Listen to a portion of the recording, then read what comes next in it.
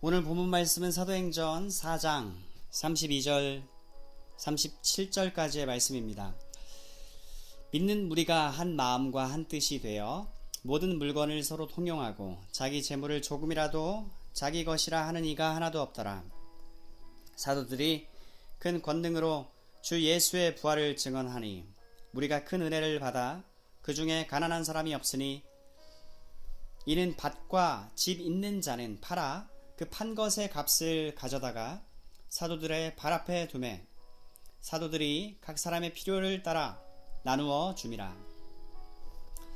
구브로에서 난 레위족 사람이 있으니 이름은 요셉이라.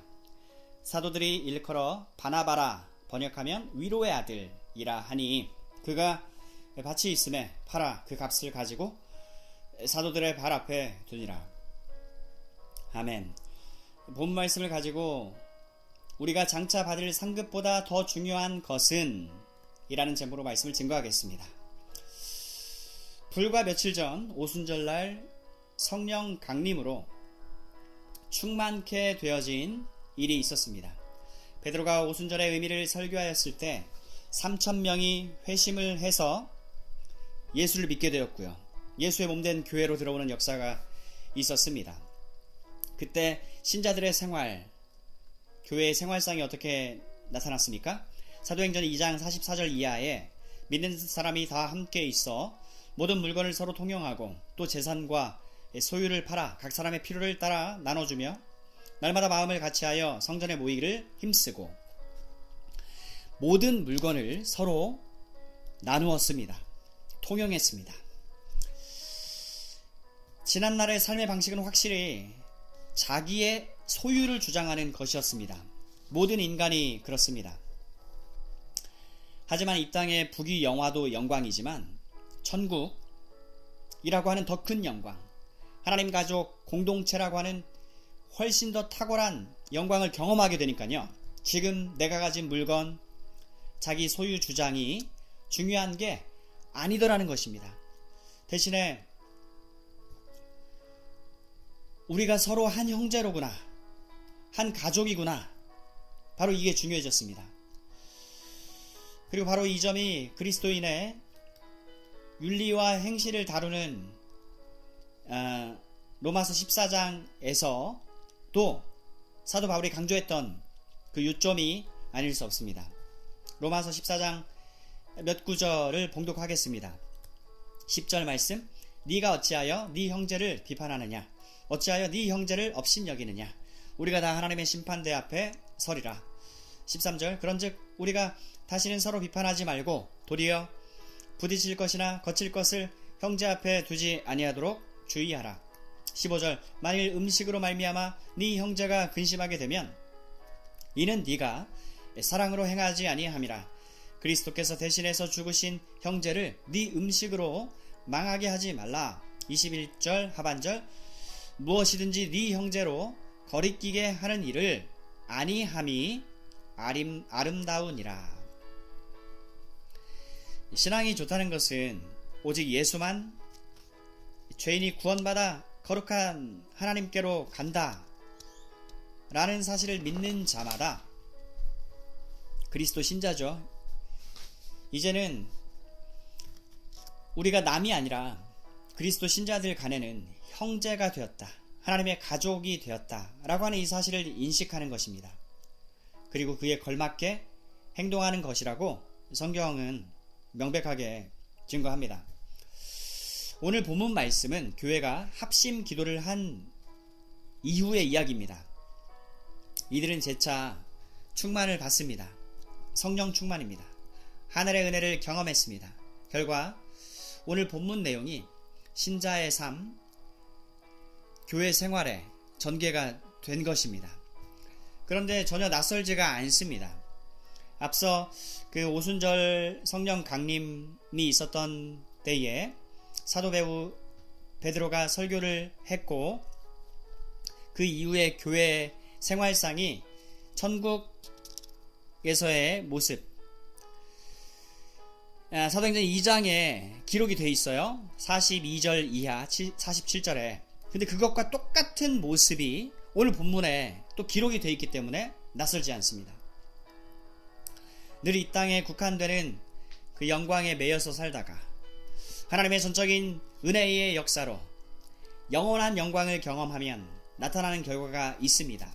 그것은 내 소유를 쥐는 데서 노임받다 거머쥔 손을 펴서 함께 형제가 되고 가족이 된 지체에 그 필요가 보이는 곳에 지체의 필요에 베풀게 되더라 하는 것입니다. 하나님의 전적인 은혜로 영적인 눈이 열려져서 영원한 하나님 나라를 경험하게 되니까 이 땅의 부귀영화는 지극히 작은 영광이고 매우 제한적이고 부족한 영광이다 라고 하는 점을 자각을 하게 됩니다. 그 결과 오늘 본문과 같은 일이 벌어지는 것입니다. 사랑하는 여러분, 천국에 가면 신자 각자가 이 땅에서 섬긴 정도를 따라서 누구는 큰 집에서 살고 누구는 보통 집에서 누구는 작은 집에 들어가서 산다라고 누가 가르쳤습니까? 저는 예전에 그 청년 형제와 함께 성경 공부를 한 시간 있었습니다. 이제 교회에 처음 온 사람들을 위해서 6주 과정에 그 새가족반 그 과정을 만들어 놨었고요.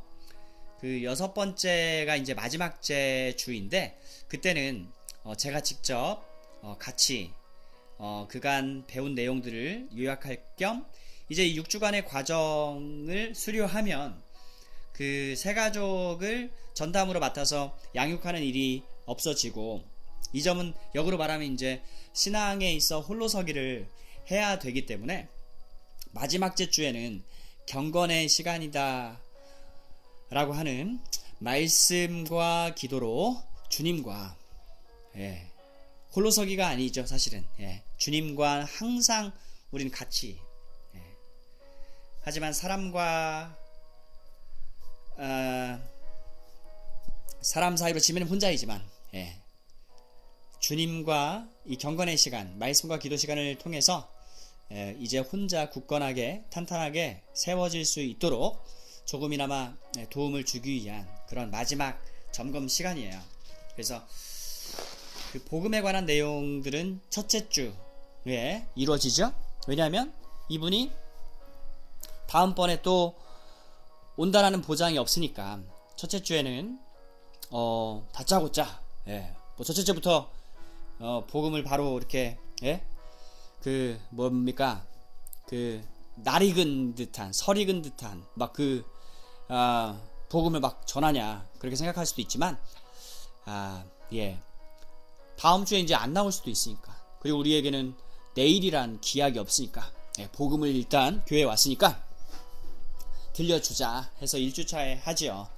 그리고 이제 차차 죄에 대한 문제 또 교회 신앙생활에 대한 문제들 또 이런 것들을 이제 점검하고 이제 6주째 마무리 짓는 것이죠. 근데 그때 이제 청년이 질문을 하더라고요. 천국에 가더라도 빈부격차가 있고 차등이 존재한다면 그런 천국 솔직히 매력이 안 느껴진다 얘기하더라고요. 그래서 그러냐고 저도 그렇다고 동의를 표했습니다. 먼저 살다 가신 귀한 선배 목사님들 가운데 천국에서의 상급을 그런 식으로 표현한 분들이 계신 것을 그분들에 또 감사하지만 그 점에 대해서는 좀 유감스럽게 저희가 또 생각을 하게 되는 것이죠. 왜 그렇습니까? 만일 천국에서 주어지는 상급이 그런 성격이라면 그죠? 그런 성질의 차원이면 이 땅에서부터 그 원리가 강조돼야 하지 않습니까? 예를 들어서 예수 믿는 사람은 잘 돼야 되는 거죠. 이 땅에서도요. 집이 커야 되고 사회에서 직위가 높아야 되고 또 돈이 많아야 되고 학벌도 좋아야 되고 부와 명예와 권력이 상위급이 되어야 하는 것입니다. 이 땅에서부터가요. 하지만 오늘 본문 말씀과 정확히 반대잖아요. 천국이란 자체가 하나님을 아버지로 둔 아들이 되었다라고 하는 이 신분 이 신분 위상, 스테이터스만 두고 봐도 이 자체가 이 땅의 그 어떠한 부귀 영화를 합한 것보다도 훨씬 더 가치가 있고 높고 크고 넓고 탁월한 영광스러운 것, 영화라는 말씀을 드렸습니다.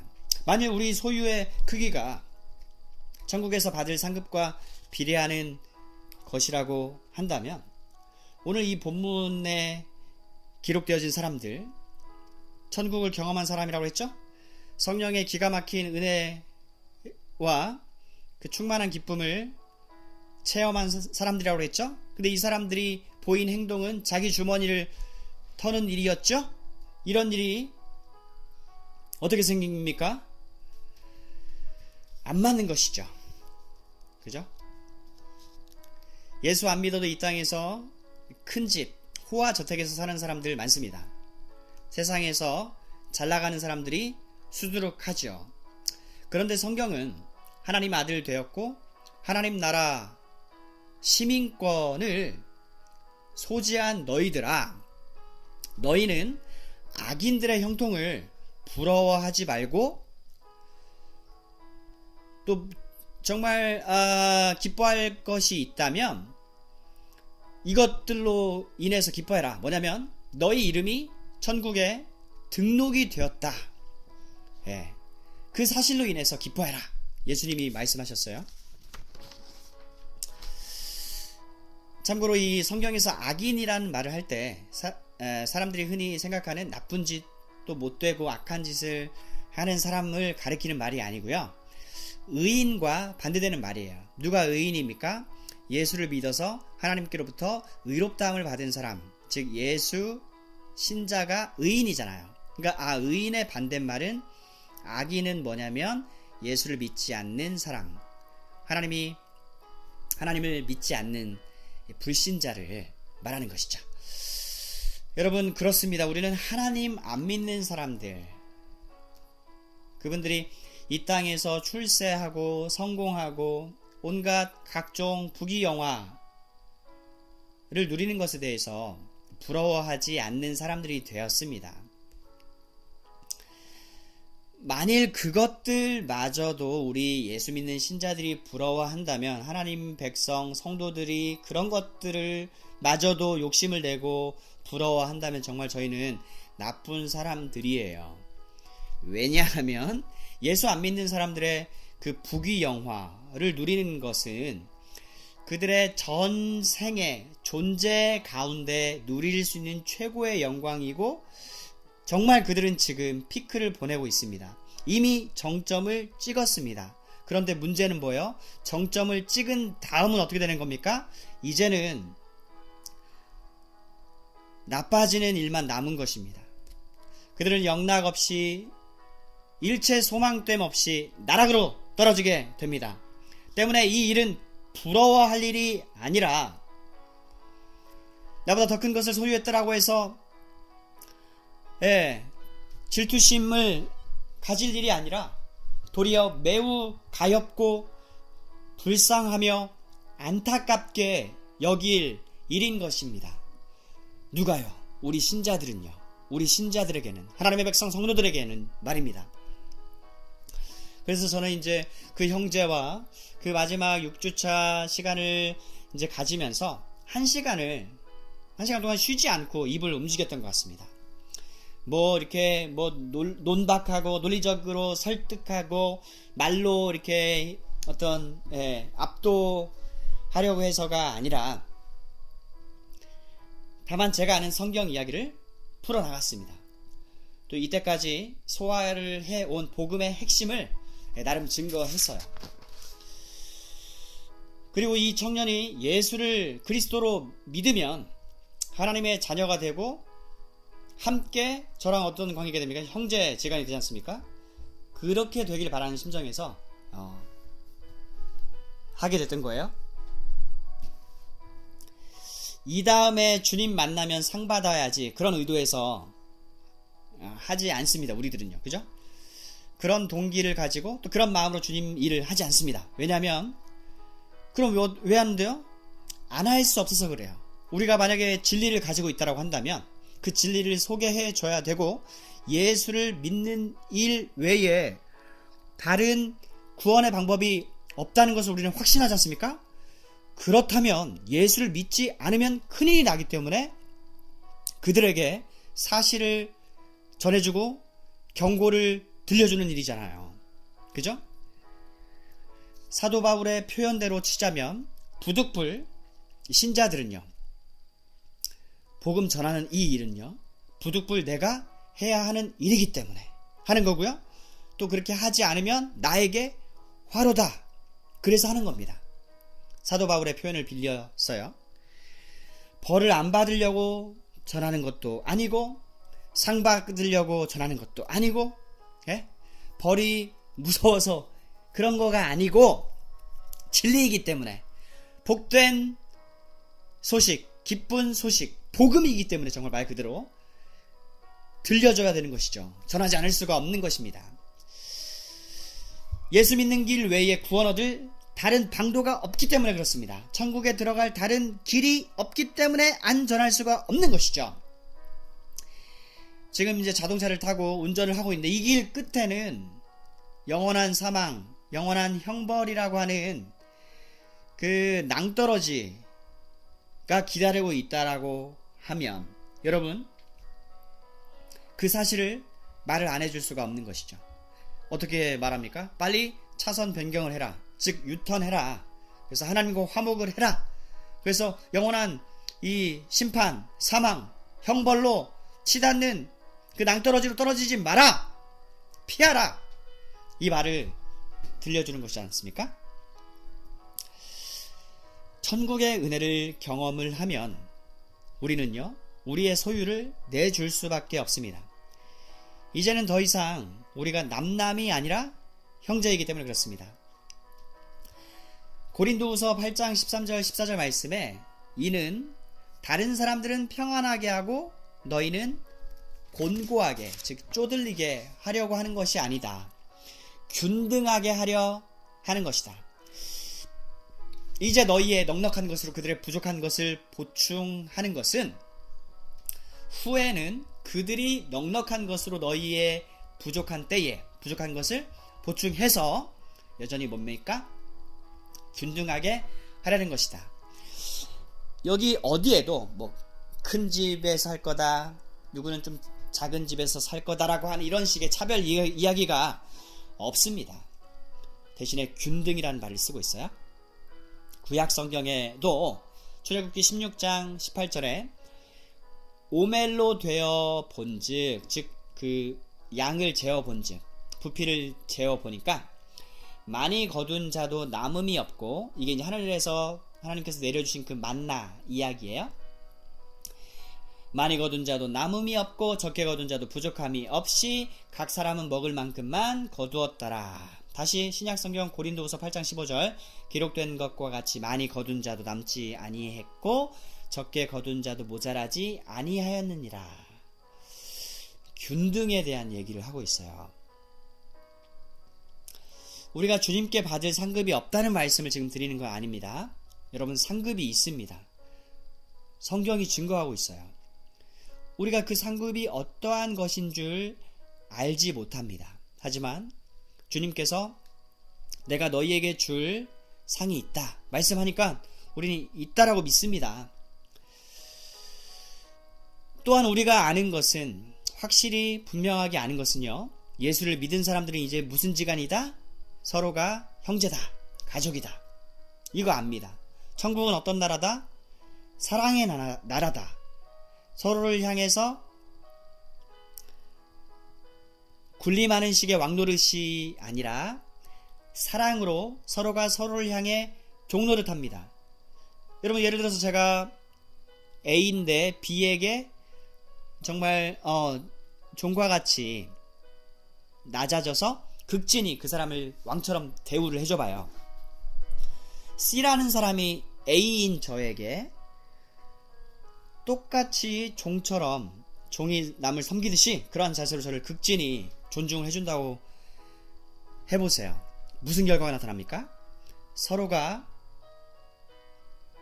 왕대접을 받는 것입니다. 사랑을 안 하는 사람이 하나 없고, 그 결과 자연히 사랑을 받지 못하는 사람도 하나 없이 모두가 왕노릇을 하고 모두가 사랑을 하고 모두가 균등한 이 나라, 하나님 나라에 돌아가는 질서이자 원리이죠. 그래요. 천국은 사랑의 나라라고 하는 이 사실 외에는 우리는 알지 못합니다. 그 결정적인 예가 있잖아요. 예수님이죠. 누구보다 왕대접을 받아 마땅한 왕 중의 왕이시고 진짜 왕이신 그분께서 이 땅에서는 정작 어떻게 살다 가셨습니까? 인자가 온 것은 섬김을 받으려 함이 아니라 도리어 섬기려 하고 자기 목숨을 많은 사람의 대속물로 주려 함이다. 마가복음 10장 45절 말씀. 그리고 요한일서 3장 16절에 그가 우리를 위하여 목숨을 버리셨으니 우리가 이로써 사랑을 알고 우리도 형제들을 위하여 목숨을 버리는 것이 마땅하니라. 우리도 형제들을 위하여 사랑을 하며 사는 것이 마땅하니라. 천국 백성의 그 삶의 방식을 보여주는 또 다른 샘플로 오늘 본문에서는 바나바가 소개가 되고 있습니다. 괜히 그의 이야기가 기록돼 있는 게 아닌 것입니다. 여러분, 우리는 그동안 잘못 듣고 배운 내용들에 대해서 오늘 다시 한번 우리가 성경으로 재조명을 해보기를 원합니다. 그래서 하나님 나라가 어떻게 돌아가는가 그 원리와 방식을 알기를 원하는 것입니다. 그죠? 예수님은 nothing이 되셨습니다. 그 이유가 우리를 something 되게 하시려고, something special 이런 말도 있는데, 그러면 예수님의 그 섬김을 받아서 정말 존귀한 존재가 된 하나님의 아들이라고 하는, 심지어 예수님과 형제가 되는, 예수님은 하나님의 큰아들이죠. 물론 예수님 여전히 하나님이십니다. 영원하신 아들. 하지만 여전히 우리에게 대해서 형제라 일컫는 것을 부끄러워하지 않는다라고 히브리서에 기록되어 있어요. 우리의 신분이 고귀해졌습니다. 그 연유에는 뭐가 있어요? 하나님의 사랑과 예수님의 철저히 낮아지심. Nothing. He became nothing to make us something. 우리를 something 되게 하시기 위해서. 그러면 그 큰 사랑을 받은 사람은 어떻게 살아가는 사람들이냐? 이제 나는 하나님의 자녀야. 왕왕왕 다 내 길을 비켜 불러서 이 군림하는 삶이 아니라 예수님과 똑같이 to become nothing.